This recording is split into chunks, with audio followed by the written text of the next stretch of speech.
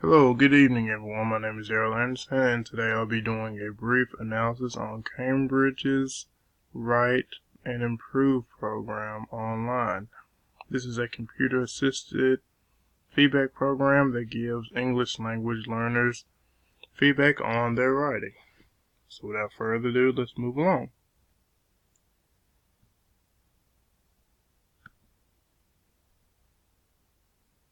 So the topics that I'll be covering today is how is the program overall helpful for English language learners? How does the feedback that it gives English language learners differ from feedback that an actual professor would give an ELL? And also, how does this feedback impact English language learners? We'll also be looking at what aspects of language and writing that this particular program focuses on, and the overall pros and cons of using this software over any other software or attending a course. So, the way I conducted this analysis was I actually created a profile as if I was an English language learner, and I took two of the task assessments. One was where I had to write some sort of it was almost like a cover letter to somewhere that I would like to work. In this case, it was a bar. And the other task that I took was writing a piece of an autobiographical essay where I talked about a difficult decision I made. So, roughly, that's what I wrote about, and I did the task just as if I was an English language learner, although I'm not. I'm a native speaker of English, and I evaluated the type of feedback that it gave me. So let's take a look at that. So, the interesting part of this was that on one task where I actually was talking about my literacy, I got a good grade. I got a 5 out of 5. However, on the other task where I was somewhat making a short version of a cover letter to a job, which was a bar, I actually got a 2 out of 5 as far as how well I could write. And that's probably because I didn't exactly gear my letter towards a bar, but an actual company. And so that's probably why I got a little lower grade, but it was just interesting that technically a 2 out of 5 is failing, right? So I guess I failed. So we'll look at how helpful that is. And so in my opinion, I feel like the feedback that it gave was pretty helpful for the most part, depending on exactly what type of feedback you were looking for. The type of feedback that I initially received was word choice.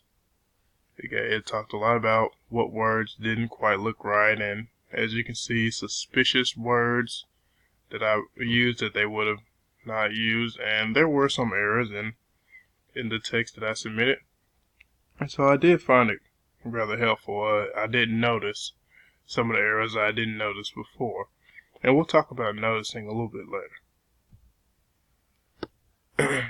So, the type of feedback that this particular program gave to me versus what a teacher would actually give. So, usually teachers, they don't just highlight the error that you made. They will actually put like some sort of note with commentary on it.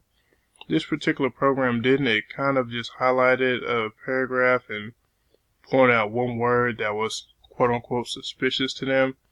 As you can see in the image on the left, it said my word observing was suspicious to them, which I could kind of see why I threw them off because of the personal pronoun I used before it. It kind of made the sentence a little jarring. So I get that and I accept that. As a professor, I probably would have focused their attention on that personal pronoun and told them to subtract that instead of looking at the word observing. But since this is just a computer, that's probably why they didn't notice that was the actual root of the error.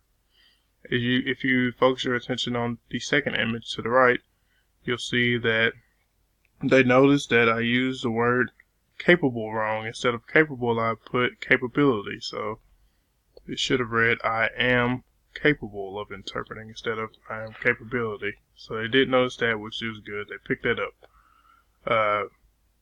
Great feedback on that one. So what I noticed, the main difference of that type of feedback is it was a little vague to me. Instead of just giving explicit correction like a teacher would, which is sometimes very helpful, which is sometimes not, instead it gave rather elicitation. And sometimes it actually gave metalinguistic feedback, which we'll look at that in a second. So let's talk about its impact on noticing in general. So according to the noticing hypothesis formulated by Smith in 1990, the noticing hypothesis emphasizes that a second language learner must notice their error in the grammatical form in order for learning to occur. And so by raising their attention to the errors and helping them notice, and thus they can start to correct themselves and thus make less errors, and it would eventually promote learning. So as far as this program's impact on noticing and learning, I would say the noticing part it definitely raises your awareness of errors that you may have not noticed. But after that, you can't really ask, okay, so what do I do next? Because it's a computer. So this is a question that you would normally ask a actual in-person professor.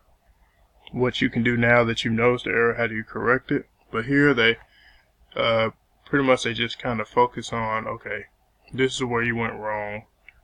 Now what are you going to do? Just kind of got to figure it out almost.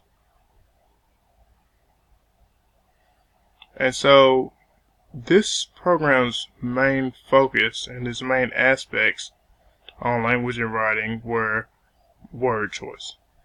If you use the wrong word, not necessarily your whole phrase or sentence, but mostly it will pick out one word from that sentence and put a little blue square around it and say, this is what is causing confusion in this. But a lot of the times it wouldn't just be that one word that is causing an issue. It may be the context that it's used in. For instance, if you look at the image to the left, I started with conclusively. If you're not familiar with what that word means, then you may not understand that this section is leading to a conclusion. If you pay attention to the image on the right, you'll see where it didn't like me using the word getting accepted into the PhD program, which if an English language learner was just focusing on the word getting, then they wouldn't understand that that's the entire context and that whole passage that needs revision in order to make it just overall more clear and concise. And so the aspects that it does focus on is mainly the individual word, although it did highlight a phrase, but you don't really know what it's getting at with that highlight. You really have to get help from an outside source, not just this computer. Thus it being a computer assisted program and not necessarily the main program you could use in order to get 100% feedback. And so that kind of leads us into our overall advantages and disadvantages of the program. Within this site, if you actually visit it, you'll see that there are a large variety of tasks and prompts that English language learner can engage in. They had prompts from all the way from beginner to advanced. And they had several pages of prompts within each of those levels. And so there are a lot of things you can do on this site, a lot of exercise and practice that you can get with your writing. As far as the feedback that it gives you, it's almost instantaneous. It's really as soon as you type it in and then you click check, then you get feedback right then and there on everything that the computer knows. So that's great. Doesn't take very long at all as opposed to giving that to an actual person. Of course, they would need a few minutes to read it and then a few more minutes to actually write their feedback. But the computer does it instantly. Now, what's the best advantage that it has overall is the different types of feedback that it actually gave. it did give metalinguistic feedback, elicitation, and clarification requests.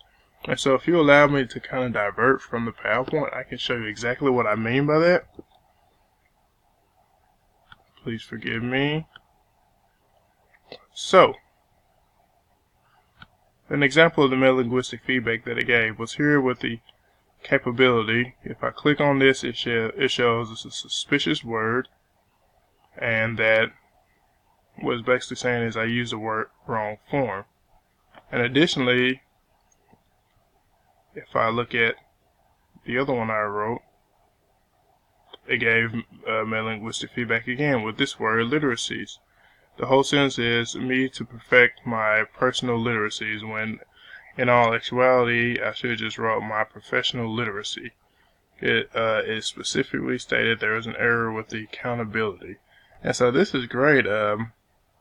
If you have studied different types of feedback in your field, then you will see that metalinguistic feedback is one of the best types of feedback to give to a learner who is ready for that type. And so, since the prompts that I was doing was advanced prompts, then the ELL would benefit greatly from receiving that type of feedback.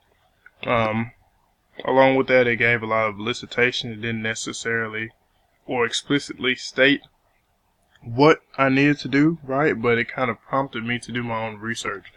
It prompted me to be an independent learner to figure out how I can correct this error.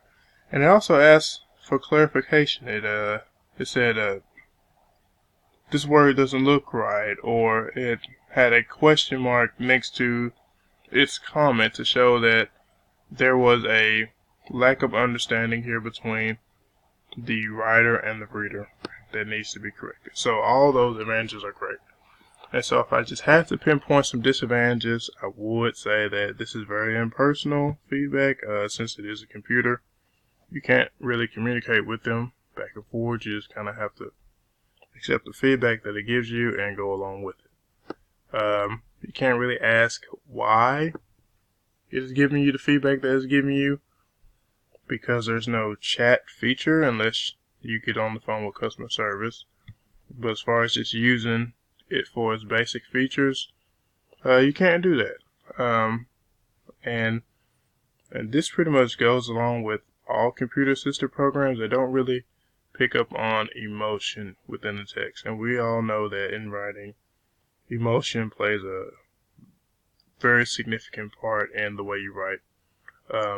Getting your audience emotionally involved in what you're writing, it creates a sort of interpersonal communication. It helps you, helps the audience react to what you're saying to really get them emotionally invested in your writing.